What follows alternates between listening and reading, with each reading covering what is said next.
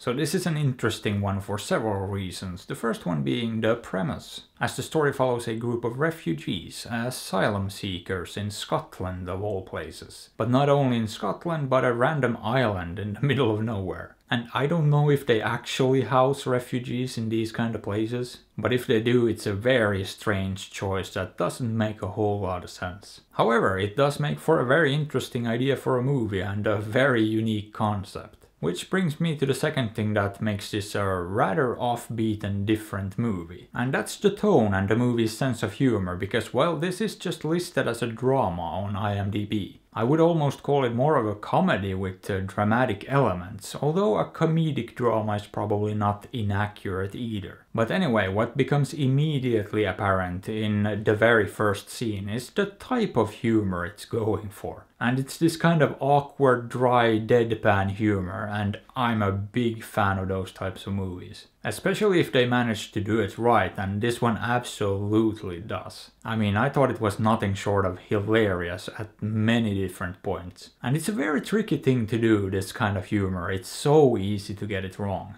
And I think you pretty much, as a filmmaker, have to have this instinct for it to get it right. I don't think it can be taught, and it's not something you can really explain, and that's why very few movies even attempt to do it. Well, I also guess another reason is that it just doesn't have a wide appeal, as like your run-of-the-mill fart jokes. But anyway, yeah, I love the humor in this, and I don't think they could have executed it any better. However, this one does have more going for it than just some silly comedy. Because, well, first of all, it deals with a pretty heavy subject, that is refugees. And the main cast of characters come from all over the Middle East and Africa. And they've all left behind terrible conditions, often war zones, and they've gone through hell to get to where they are. Only to end up on a Scottish island in the middle of nowhere, waiting for their asylum application to go through. Which is definitely rather tragic, but also admittedly very funny, depending on which lens you view it through. And this movie decides to view it through both lenses, because it's not one or the other, it's both. Which is an ambitious thing to do, because balancing between comedy and heavy drama is not easy. I don't know how you even pull it off, but apparently Ben Sharrock does, because he's the writer-director, and I would say this movie did a great job balancing those two aspects. Because as I've already stated, the comedy absolutely works, but so does the drama. And not once did I feel like the comedy undermined the drama in any way. In fact, I feel like it somehow enhances it and just makes it more impactful.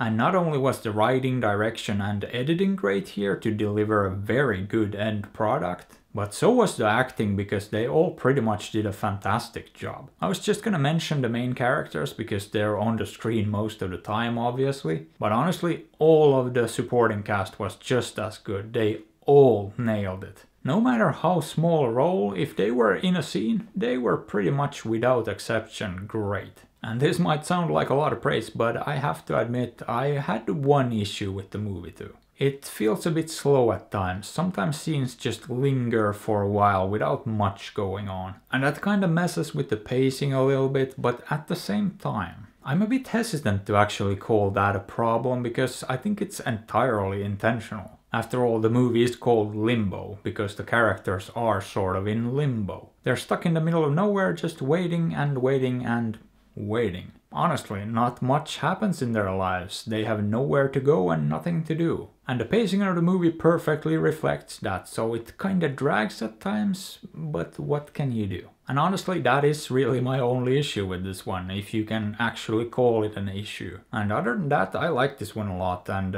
feel like giving it something like a solid 8. Boop.